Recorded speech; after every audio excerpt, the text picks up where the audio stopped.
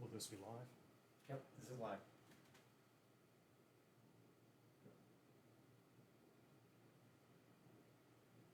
Good afternoon, and welcome to the Tailor Shop in the Department of Historic Trades at Colonial Williamsburg.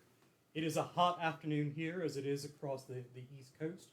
We thought we'd spend a little bit of time today talking about the tailor's trade and dressing for the weather in the 18th century. As tailors, we represent the single largest trade in the 18th century city. By our estimate, perhaps as many as 75 tailors were working in the 15 or 16 tailor shops scattered throughout this community on the eve of America's War for Independence. Today there are three of us working in the shop. Myself, Mark Hutter, I'm the master of the trade here at Colonial Williamsburg. And with me this afternoon is... My name is Michael Mccarty. I am the journeyman tailor here in the tailor shop. Of course, throughout the historic area, you're going to see masters, apprentices, and journeymen. As a journeyman, it means that I've finished my apprenticeship, the 5 to 7 year curriculum that's required in these shops to be able to claim that title of journeyman. And we do have one apprentice working with us in the shop presently, Mr. Tim Logue. Our confined space allows two of us, and Tim decided to take the afternoon off. But we'd like to acknowledge his work as well. Excuse me. As tailors, we make a broad range of clothing for an equally broad range of people. Men and women, young and old, free and enslaved, Native American and newly made Americans are all documented as customers to tailor shops in this city throughout the 18th century. We have a diversity of our product with us at the moment. We do not make all clothing for all persons. A woman's gown is the work of the trade called mantua making, but the stays, they give posture below the gown and provide support to the bosom and the torso, are our work as tailors. Something like this jacket, fitted to the body of an enslaved woman working in the fields of a Virginia plantation in winter, is our work as tailors. But undeniably, most of our work is in men's clothing, coats, waistcoats, or what will be more commonly known a bit later as a vest, and breeches. Those nether garments that end at the knee, long garments, trousers, worn primarily by the working sort, are also part of our work in the 18th century. None of our work can begin until you, the customer, come to the shop and tell us what you want. The work is bespoke. You have spoken to us, asked for the clothing to be made. You also have a number of choices that you must undertake, starting with the cloth. Fabric is the greatest import to 18th century America, often counted to be about 1/2 the total value of all goods brought here through England, but literally from across the globe. There is virtually no place on the 18th century map to which one could point from where we would not have a piece of fabric. But as I said, it does arrive here largely through England. Certain parts of the globe are known for particular types of fabrics. We associate silks with the Near and Far East. And while silks were coming here from China and India, there were also European-made silks, taffeties from Italy, satins from France, patterned damasks, drugets and brocades of English manufacture. England's wools are certainly popular, not only because they are excellent suiting, but because they are patriotic and they support the mother economy of England. Linens from every corner of Europe, cottons, good plain cottons, such as some of these, suitable to Virginia's summer climate, the printed cotton of India, of the gown that I wear now. In all of these textiles, the customer is offered a tremendous range of option in quality, fashion, and price. So ultimately, the customer is choosing the cost of the clothing by choosing the fabric from which it's going to be made. The shop that we represent here is what we call a merchant tailor, a tailor who can sell you the fabric as well as provide the labor to produce the clothing. Many tailor shops in this city and in other urban areas, and especially in rural areas where tailors are to be found, did not offer the cloth, and the customer was expected to purchase the fabric from wherever they wish, bring it to the tailor shop. Because you've been doing this all of your life, you know well how much fabric to buy for the variety of garment that you're going to have made. But with your work done, having chosen the fabric and spoken to us about having the garment made, then our work begins. And as every garment is made bespoke to the customer's body, then we must begin with a measure. I'm going to let Mr. Mccarty show you a little bit about how we take a measure. We normally would demonstrate on a body, but because of the current required distance between us, Michael will talk about taking measures and show you en plein air.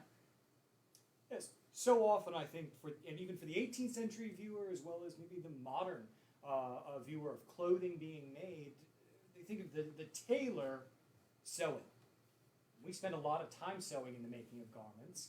However, as Mr. Hunter said, the process begins not with any stitching, but begins with us taking an accurate measure. The ease of measuring the body is done by using a flexible tape, and a strip of paper then is the obvious choice. I know many people are familiar with a modern measuring tape having inches and fractions of inches, or centimeters and fractions thereof, marked upon it. Our tape measure begins with no measures upon it, simply a notch cut out at the top. This is then laid upon the customer's body, and the measurements are recorded off the body onto the tape. So if I were to place this at the back of my customer's neck, or what we call the nape, and then run it down the back to where I believe the top, let's say the vent of a coat should be, which is usually around 20 inches, so about in there, I'd fold the tape and then indicate that that was my first measurement of length by simply cutting 2 notches, creating a triangle that when folded out creates an easy to see single diamond. My next measurement of length perhaps might be across the shoulders, or from the tendon, this muscle here at the pectoral, down to the waist or to where the pocket is, and creating a series of notches on the tape. All the measures from the body needed for the garment that's been ordered can be put onto this singular tape. This is then used for the next step, which is to create an accurate pattern from, of course, those accurate measurements. So every shop has a system of measure within it, and every tailor in the shop will take the measures for a garment in the same order and use the same notches. So any tailor in the shop should be able to pick up the tape and read it, but not every tailor will be able to draw a pattern from it. That is our ultimate skill, is patterning to fit the body individually.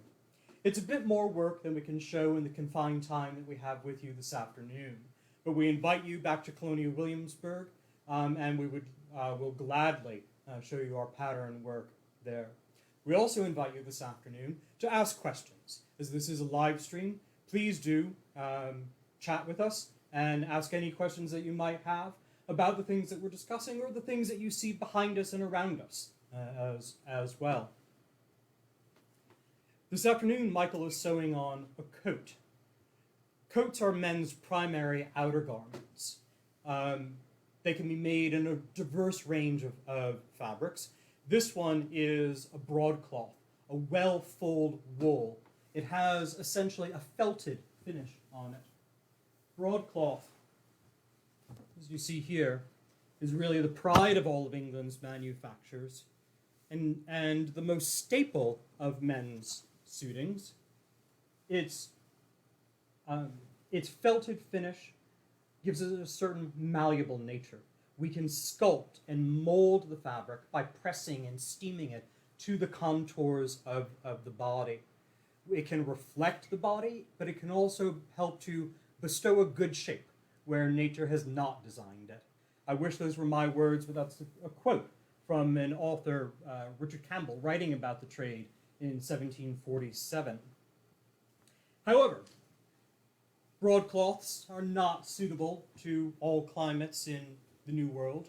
While broadcloth is worn almost year-round in England, and it is available in a variety of weights, Virginia gentlemen in the summer months tend to leave off their heavier wools and tend to thinner, lighter fabrics. There are very thin and light wools, akin to what you might consider a tropical suiting fabric today. Worsteds, so thin spun, smooth wool yarns that don't have a great insulative property. But if there is one fabric that seems to dominate in Virginia's summer months, it's good plain white linen. You can see a stack of linens on the workboard, or on the shelves behind the workboard that Michael is on. White linen is practical in the summer months because obviously it bears less heat. The plain color, however, also makes it more launderable. White things can be soaked up and boiled and bleached and laid out in the sun to bleach and dry. And so there's that practicality and durability in the fabric. Think of all the traditional trades that wear white because of their dirty work and the need to scour clothing. I'm sure you can come up with at least a few of them. So Michael and I are both dressed for this near 100 degree day in Williamsburg's tidewater weather.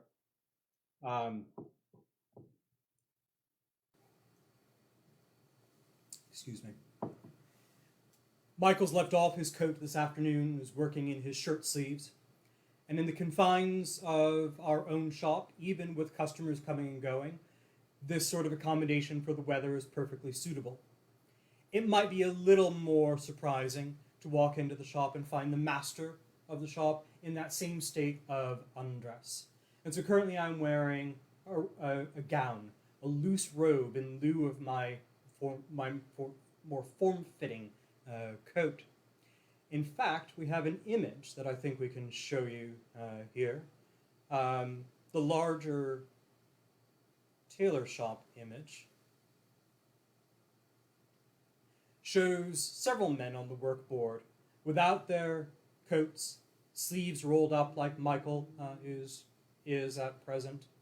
And while the gentleman in the foreground, who's probably the master of the shop in this image, is wearing a coat and has brought this piece of cloth to the others working on the board, other images do show tailors in the sort of gown that I wear now. These gowns are a wonderful, wonderful reflection of the globalism and the multiple ethnic influences on clothing in the 18th century.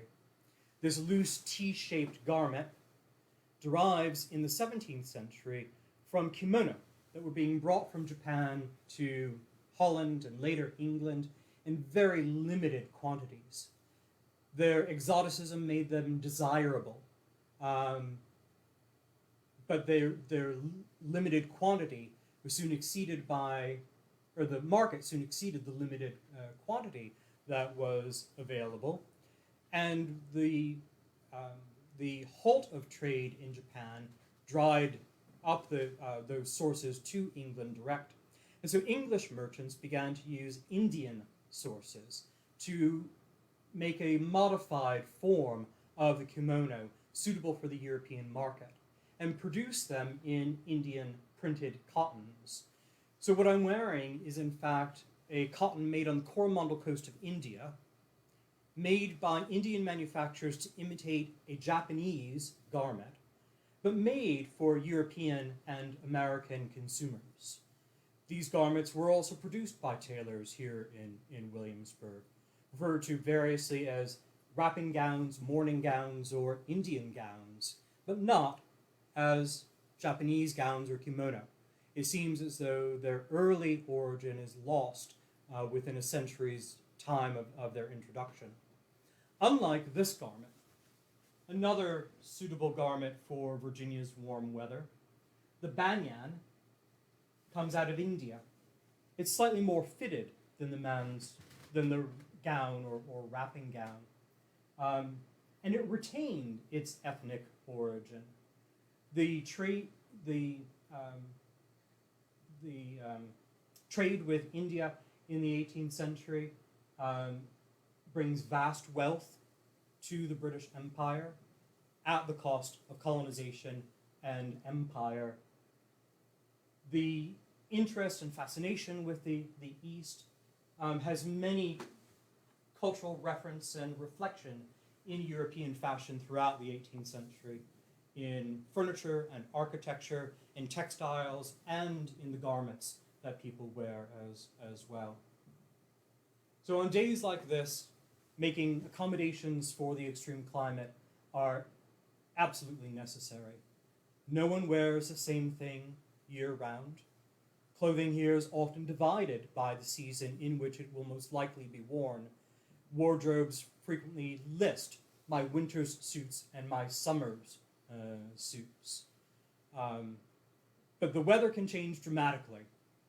One record here in Virginia comments that within a day's time, the gentleman felt as though he had experienced all 4 seasons. I'll pray for snow this afternoon. We'll see. So, gentlemen, we have a few questions. Marjorie and I think Carol were both asking about patterns. Do you make reusable patterns? Most of the time, the pattern is drawn directly on the cloth from which the garment is going to be made, and that the customer has brought. But images of tailor shops do show patterns hanging within the shop, or what you might think of it as a pattern. Within the trade, we really refer to them as shapes. It's an idealized form which can then be altered to create the individual pattern for a customer. And so every shop will have a stock of shapes, especially for coats and waistcoats. But the close fit and the requirements of the individual body and the requirements of the individual cloth really create different patterns for each customer and each garment each time. And so there's little purpose in keeping all of the patterns that we create. I will say that through the course of our apprenticeship here at Colonial Williamsburg, my apprentices like Mr. Mccarty and Mr. Logue actually do a lot more of our pattern work on paper so that we can retain that. And it serves as a document of their progression through the apprenticeship over the course of 7 years. A question from Janice about wondering if any clothing was available off the rack, in particular children's clothing. Michael, would you like to speak to that? Yeah, I think it's really neat to see what was available in the 18th century that would end up in your wardrobe that wouldn't come from a tailor or from a mantua-maker or I think what we think of as a town's tradesman. A lot of things are coming from England in the 18th century. Not your coat, not your gown, not really your breeches, but your shoes, your stockings, undergarments like the shirt for the man and the shift for the lady, hats, caps, aprons, and gloves were all being mass-produced over in England and then imported here. So you would just go to the store and buy them. In the store, they're selling them in different styles, different fashions, different prices. But that was the norm for everyone. That's how you got those type of things rather than having them made for you. When it comes to other garments, more fitted garments, you're more likely to go to the tailor or to the mantua-maker, but there are always exceptions. Since children's clothing tended to be looser and often very adjustable with ties, we do see them being advertised for sale in general merchant storehouses or milliner shops, sold ready-made, having once again been made overseas and brought over here. Few garments like cloaks will come over. As well, sold ready-made, though a tailor or a milliner or a mantua-maker could also make you a cloak. Mr. Hutter here has a short cloak here that's light fabric for either a young lady or a half cloak for a woman that could be made by any of those trades or bought from the store. So you have options in the 18th century. Of course, by purchasing fabric and then bringing it to us, you have more control because you're choosing the fabric that it's going to be made from. When you go to the store, you're limited by what they have available. Well, the labor labor cost to make it is certainly cheaper over in England, more expensive here. You don't have that choice in the cost of the fabric. You're choosing what's already there. What we do see in the 18th century as well is that sailors and soldiers often are clothed in clothing that was ready-made. For the British soldiers sent here to the Americas during the time of the American Revolution and even earlier during the French and Indian War, they're often clothed in uniforms that had been made in England or specifically around London and then issued out to each man in sizes. Uniforms further fit by regimental or company tailors fit to each man so that they have full range of movement as well as that it looks correct.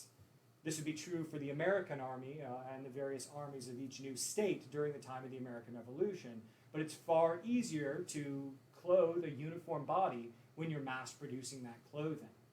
Sailors as well are often buying clothing on their brief times into port from a slop shop. Slop clothing was ready-made and either bought from slop shops in town or sold by the purser on a ship. Of course, a sailor might have some skill and be able to fit that to them, but that slop clothing often is being made up in sizes and bought ready-made. It may be worth mentioning that tailors here in Williamsburg, on the eve of War for Independence, became very busy in supplying Virginia's army. In fact, the first uniform produced here was a hunting shirt, which I happen to have at hand. And so these were being made by tailors for Virginia's new regiments. Remember that the colonies raised their armies independently and contributed troops to the Grand Army under General Washington, and each colony decided individually how their men were to be uniformed. In part at Washington's suggestion, the hunting shirt was chosen for Virginia's first regiments. And these were made in a small system of sizes for the soldiers. So unlike our work that is generally bespoke, this is an example of something that we're producing en masse in sizes, essentially ready-made, to then be issued to the troops. A number of our viewers, young ones, William and Madeline in particular, were curious about why sit on the table. Ah, that's a great question. And you probably noticed in the image that we showed earlier, or perhaps we could pull up the second image of a tailor shop here, and you'll see that in both these images, and really in any image that you will find of tailors working in the 18th century, we all sit cross-legged, or what we call in the 18th century, tailor style, on the board. You'll notice Michael's working at the window. Being up on the workboard, close to the window, obviously gives us the very best light. It gives us the control of the light. We can shutter or curtain the window as we need to adjust it to be comfortable in the work. Being in the front window of the shop, as Michael is now, is also good advertisement. The customers outside can see what's going on inside. It controls the work. It's up off the cold, dirty floor. And if we were seated in a chair at a table, our sewing then is too close to our face.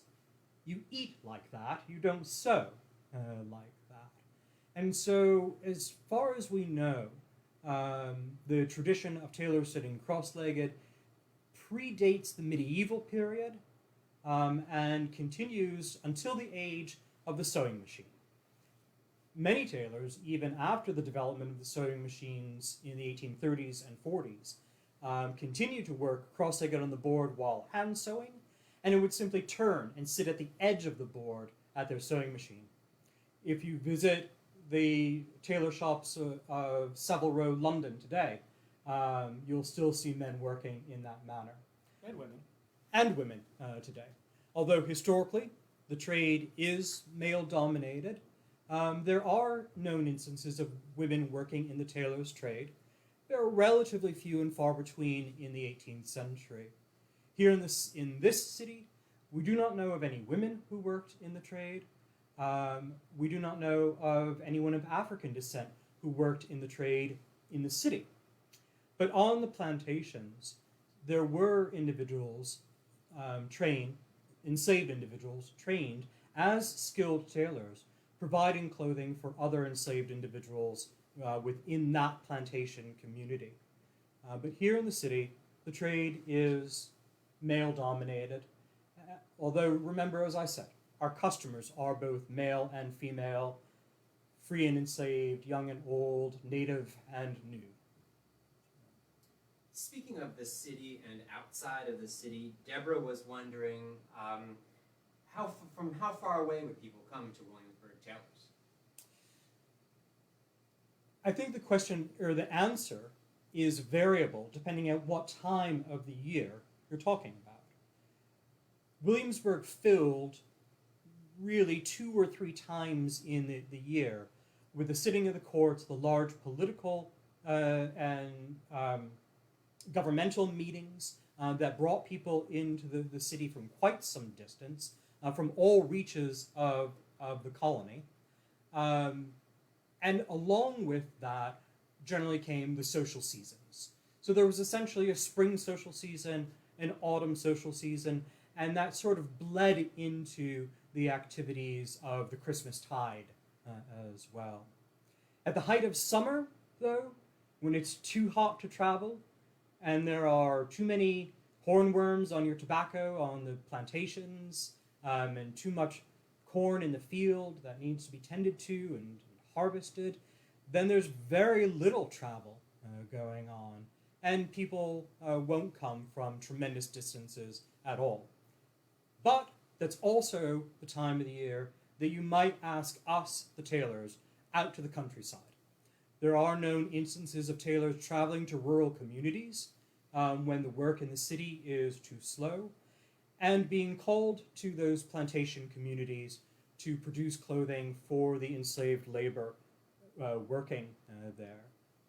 Enslaved field labor were generally provided new sets of clothing in the spring in preparation for the summer, and in the autumn in preparation for the winter. So twice in the year, tailors from the city would sometimes leave to find work elsewhere. There are not only tailors in the city, however. There are tailors and tradesmen out in the country. So what we have, of course, throughout civilization, there's always been, well, the tradesmen, the artisans within the urban urban areas, and then, of course, the farmers that support the artisans. That's often the idea of civilization, early civilization. When we're here in colonial America, lots of those farmers, even far out into the West, away from cities, those farmers grew up as tradesmen, perhaps, but found it more lucrative to go work the land. But certain times of the year, they might ply their trade as tailors, as blacksmiths, as coopers and carpenters. That America is settled by tradesmen working together. One author in the 18th century commented that tailors in urban environments are as numerous as locusts and as poor as rats. I say that tailors in the backcountry pop up like mushrooms. As soon as there's any decently settled community, we're amongst the very first trades to appear, as well as at military installations in the backcountry. The trade is remarkably portable. We need our knowledge of cutting and fitting, our shears, pins, needles, thread. But remember, as the customer provides much of the cloth, then we're not traveling with a storehouse like this. So it's very easy for tailors to move location. So in that vein, Regina was curious about home sewing. How much was done at home, and if much was, what garments were most likely made at home versus by a professional? Yes. Sewing at home in the 18th century is a constant task, but not all sewing is making clothing. We also have to consider the other work of the 18th century housewife. By far the majority of her time is consumed in keeping the family fed, whether it's growing food or harvesting, preparing, cooking food. And so perhaps our popular folkloric idea of the time spent in sewing is largely exaggerated, especially in a pre-illuminated world. In the 18th century, our workday is confined within the light, the day's light. There's not much sewing that occurs after the sun goes down. And so in between the other household work, housewives certainly do pick up their needle. But it's much more often in mending and repair of the purchased clothing, and in making household items like bed and table linens. But that's very different. That ability to stitch, whether it's to mend or to sew a seam or turn a hem, is very different than our work in cutting and fitting to the body. And so the distinction is in the skills as much as it is in the application of those skills and the products that are being made. The name tailor indicates that our skill really is in cutting. It's believed to derive from the same word in Latin that tally does. To tally is to count by making small cuts or small marks, and through multiple iterations and derivations, it becomes tailor, the one who cuts. Many other languages make it more obvious. The German Schneider for tailor refers to the act of cutting as well. A question from Maeve about the relationship between price and color. What are the most expensive colors, and why is that? Do you want to tackle this one? Yes. So we often have guests come in and have heard from other places that this color is the most expensive or that was the least expensive. But it's really supply and demand in the 18th century world, like today in the 21st century, that ultimately will determine what you, the customer, are going to pay. Well, yes, the dye stuff, the material used to dye fabric, is going to be varying different prices. If it is fabric dyed by rubbing it on common grass out in the street and everyone, or out in the lawns, and everyone wants that, that's what you're all going to pay the most for. Not that that was done. No. But just for example, red is one often brought up. There are multiple red dye stuffs in the 18th century. Cochineal or madder roots, kermes, or even a mollusk, murex, from the Mediterranean, which classically produced what was called imperial purple. They go all the way back to the New Testament and Lydia, who was a dyer and merchant of purple cloth. That imperial purple is actually less purple as we think of it today and more reddish tones. These all can be used to produce different shades of red, and the professional dye industry of the 18th century could do a lot with those different dyes. It doesn't take a whole lot of that dye stuff when you're dyeing commercially to produce these vibrant colors. And so ultimately it's what you're willing to pay. Yes, certainly the cost of that dye stuff will be rolled into the cost of the good, but what the merchant is selling this fabric for is not the wholesale, not what they paid for it, but retail, and that's what you're willing to pay. There certainly are some colors that are harder to achieve on certain types of fabric. Protein fibers like wool and silk will hold dye and hold more vibrant colors better than cellulose fibers like cotton or linen. So that's where we tend to see some differences. You're not going to find a lot of colored linen. There's some of it, but not a lot of it, because it doesn't hold the dye very well. By far the most common colored linen being blue. Because indigo dyes particularly well on linen. But ultimately, the difficulty in dyeing, the cost of the raw material, the cost of the dye stuff, the cost of the transportation, the duties and taxes paid, all of those things together only determine what I as a merchant must get. It doesn't determine what I can get. So as Michael said, the market value, the fashion for that individual fabric and that color at that moment. So the price of colors does change as the fashion changes. Fashion changed really quickly. Constantly. Yeah. Gentlemen's and ladies' magazines, such as some of these that were being brought from London in the 18th century, carry discussions and occasionally illustrations of the fashions. Letters from friends and families and newspapers in England help to keep Americans informed of London's fashion, or we should say British Americans informed of London's fashion. In fact, the color of the coat that I'm stitching on right now is a pretty distinctive color and not one that was necessarily perpetually fashionable throughout the time of the American Revolution. True. Greens have a particular fashionability in the early 1770s, and there is a brief vogue for these sort of bilious, bright shades of green. We're around maybe 1773, right in there. Yeah. Yeah. So. Christine had a question about printed patterns on cotton. You showed a couple. How often were those used? And how much would they have cost, relatively speaking? As in silk, cotton, wool, and linen, there is always a tremendous range. And even within printed cottons, there's a very broad range of fashion and therefore broad range of price. Is the camera catching the upper shelves here? If not, maybe I can fetch them down. Yes. Yes? All right.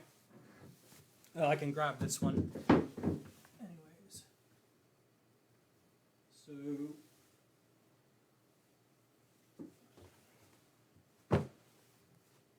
some of these, for instance, this shell-patterned cotton. A relatively simple print, fashionable but not very formal. Does not fetch a tremendously high price. It'll sell for a couple of shillings the yard. There is no way that we can translate 18th century prices to 21st century American dollars. But in the broad range of what's available, this certainly is toward the lower end of it. In fact, this fabric is very similar to swatches found in a collection in London referred to as the Foundling swatches, or those from the Foundling Hospital. These were children that were left to later be adopted with swatches of fabric to identify them. They generally are from the lower levels of English society in the 18th century, and many of the swatches are quite similar to this, versus the wrapping gown that I'm wearing. Because this larger print, with its many colors and its bold pattern, is in the height of fashion for the 1770s, then it is amongst the most expensive fabrics that we represent in the shop. So obviously, our shop is doing very well. So, time for one last question, gentlemen. A lot of people are often curious, are there projects you've done over the years that you're particularly proud of or particularly interesting or challenging, or are there things that you're really looking forward to sinking your teeth into? Yes and yes. I'll answer for myself, and I'll let Michael speak to it as well. I suppose the single greatest project that I'm the most proud of is establishing or re-establishing the trade of the tailor here at Colonial Williamsburg and preserving it by teaching it through my apprentices. Michael, Mr. Logue, who's not with us this afternoon, makes the third apprentice to the tailors in the tailors program here at Colonial Williamsburg. I think one of the most exciting projects that I was involved with, Mr. Hutter being the lead on this, over my time here, now over 8 years, was reconstructing, and really stitch for stitch, mistake for mistake, recreating the 2 tents that survived from the American Revolution. The only 2 tents. Of all the tents that housed soldiers on all sides throughout the American Revolution, only 2 survived. And they belonged to George Washington. So we were asked here at Colonial Williamsburg to undertake documenting those tents, and then with a team working with us to reconstruct those tents. As we talked about, tailors make clothing through measurement and pattern. We're generally not tentsmiths. But we do know during the American Revolution that tailor shops here in the city took on the making of tents. And so we took that on ourselves. And so studying those incredibly important tents, Washington's personal office marquee tent, as well as his dining tent, was really an amazing opportunity, and certainly lots of stitches, well over 1 million stitches per one of those tents. So that was in the summer of 2013 and 2015. You might have seen us operate at that time. We actually had a live stream every day from that shop that we worked. I'll add that that project was in cooperation with the Museum of the American